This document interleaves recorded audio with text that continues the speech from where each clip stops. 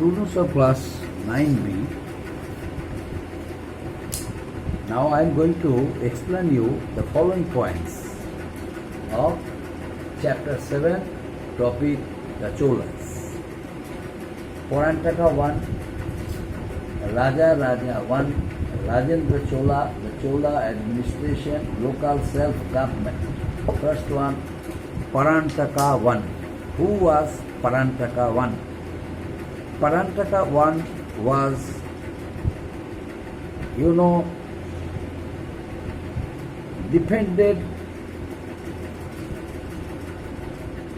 defeated the Pallavas and occupied the vast territories which belonged to another ruling dynasty, the Pandavas. And by doing it, Parantaka I established the Chola Empire. He also invaded Ceylon. He reigned from the year 907 to 953 CE. But ultimately, he was defeated by the Rashtrakutas, the other powerful, race of South India, the Rashtrakutas. They defeated Parantaka I at the end. So this is about Parantaka I. The next one, Raja I. Raja I was the most eminent ruler of the Chola dynasty, Raja I. And during the period of Raja I, Chola dynasty reached its highest extent.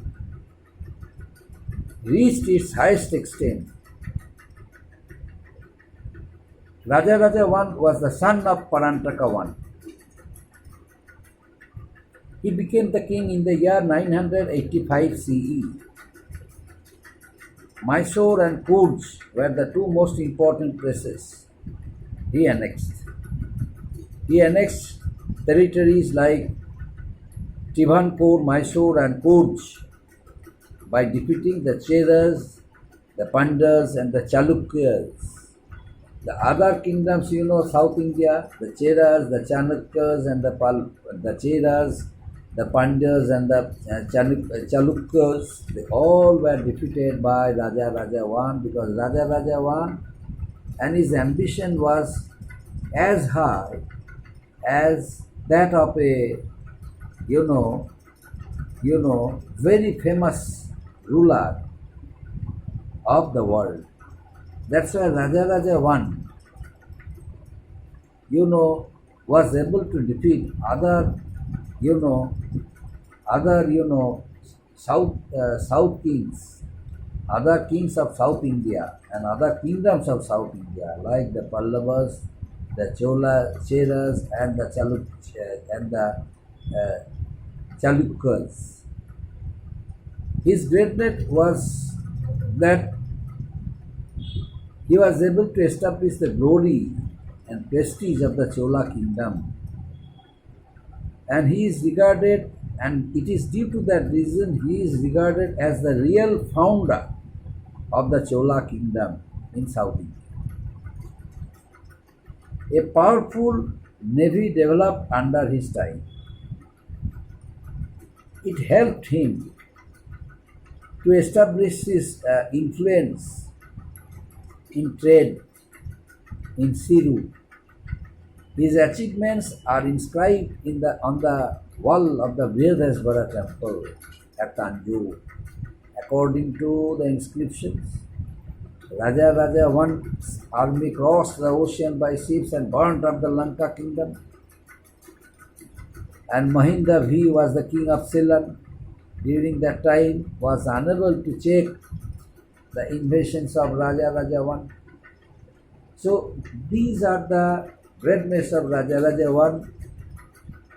These all are inscribed on the wall of Brihadeshwara temple in order to convey the message to the people of the whole world that Raja I was none but the real founder, ruler, real powerful ruler of the Gupta dynasty, of the Chola dynasty, and strengthened his empire, strengthened the kingdom by defeating his enemies, by extending his empire towards different parts of India, but outside India also.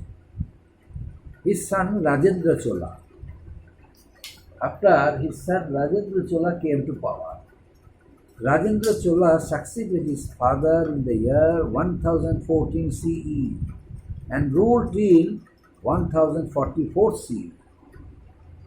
Rajendra Chola was also a great son, was also a great ruler of the Chola dynasty. He was not only a great ruler of Chola dynasty but also a good administrator. During his rule, the Chola power annexed many important territories. He extended his boundary towards Bengal, where he defeated the Pala king Mahipala,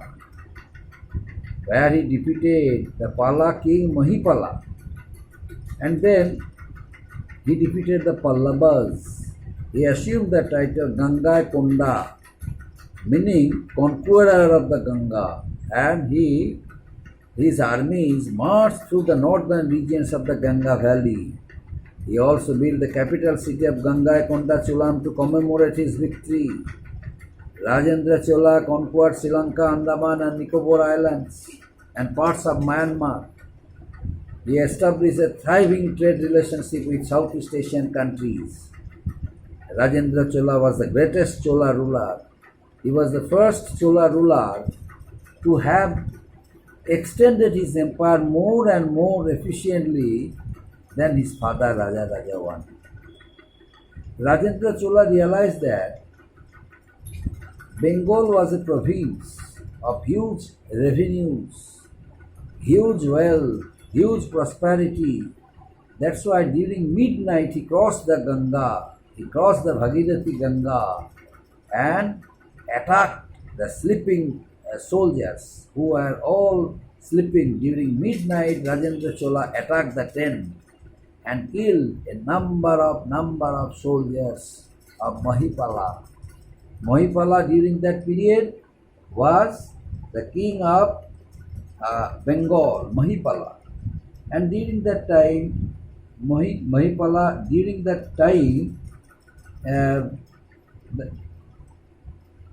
any king could adopt the policy of,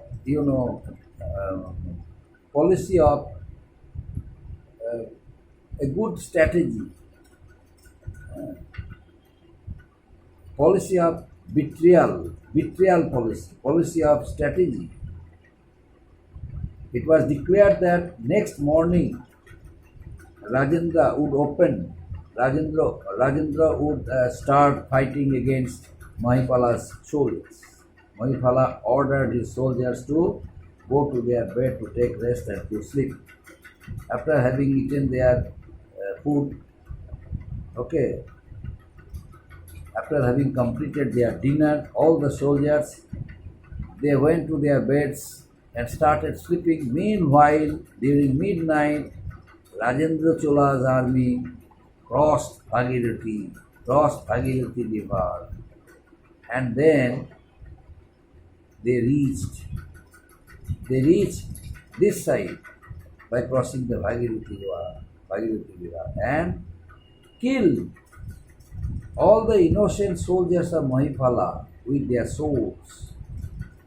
Mahipala got very much frightened. Mahipala ultimately was defeated by Rajendra Chola. And by adopting that policy, that technique, that method, Rajendra Chola, extended his empire in Bengal towards Andaman, Nicobar Islands and some parts of Myanmar. He also invaded Ceylon like his father, Raja Raja I. And by doing it, Rajendra Chola renamed his capital Ganga Konda, Cholapuram. in order to commemorate the victory in Bengal, Rajendra Chola renamed his capital Gangaikonda Cholapuram, and his soldiers, they marched beside the river Ganga because they got victory, they achieved success, and Rajendra Chola also allowed them to enjoy. And with this, the decline of the Chola Empire began. Means Rajendra Chola was the greatest Chola ruler. Here there is no doubt about it. His successor Rajadhiraja Chola was defeated by the Chalukyas in the year 1052 CE. His son Rajadhiraja Chola. But he was not like his father or his grandfather. So with this, the decline of the Chola Empire began. And by the end of the 15th century, the Chola Empire completely disintegrated by the Pandavas. Now, what is about the administration of the Cholas? The Chola had a very efficient two-tier administrative system. At the center, the king was the head, the king was assisted by the ministers, and during the crisis period, the minister suggested the king, and the decision of king was final. The royal princes actively engaged in civil and military services. The empire was divided into mandalams, means each under the charge of a member of the royal family. Mandalams were divided into bhalandus or districts, and which were further divided into villages called called nandus. Sometimes villages were grouped together to form kurrams, means administered by the members of the panchayat elected by the people. And it is noteworthy that the decision of the king was supposed to be accepted by the people. The king realized that the importance of having an efficient navy was very important. That's why he established a good navy system, built a navy for defense, used it while occupying Maldives, while occupying Andaman and Nicobar Islands, Lakshadweep and parts of Sri Lanka. The Chola control in Bay of Bengal also was completed. That it was referred to as the Chola Lake. Which one? Bay of Bengal. Bay of Bengal was given the new name Chola Lake. The Cholas maintained a huge army comprising infantry, cavalry and elephants. Chola kings were also maintained a band of bodyguards called Velaikas. So this is about Chola administration. And next one, the local self-government. The most remarkable achievement of the Cholas in the administrative sphere was the introduction of local self-government in villages.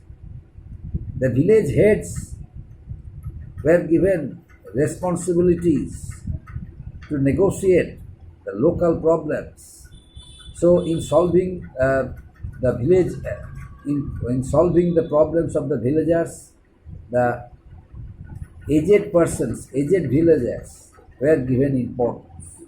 The Sabha and Committee also was there. It was an assembly. Mahasabha also was there. UR was an assembly of villages, and the Sabha was an assembly of the villagers, and Brahmadeva villages also were there. Various types of committees also are there, enjoying a fair degree of autonomy even in judicial matters. It was the villagers, old-aged villagers, looked after the confrontation among the villagers, tried to solve it. They controlled revenue affairs, maintained roads and provided irrigation facilities. The government periodically supervised the working of the committees. The committee is the head, and in the committee some old-aged villagers also were appointed, also were recruited, also were elected, and other young villagers also were there. So there was a separate public works department. Their main work was to construct roads, bridges, canals. Their main work was to provide water facilities through the canals for the cultivators and peasants. One-sixth of the produce was collected as land revenue, and there was also imposed on water, mines, handlooms, customs, and trade. The tax collected easily because of the prosperity of the people. The people were not, dissatisfied with the system of land revenues which were imposed on them. The land revenues and the taxes which were collected from the peasants and farmers, people during Chola period, they all paid it without giving any trouble. As a result, the Chola period witnessed great period, a very successful period, and a very rich and prosperous period up to this 5 years. Thank you.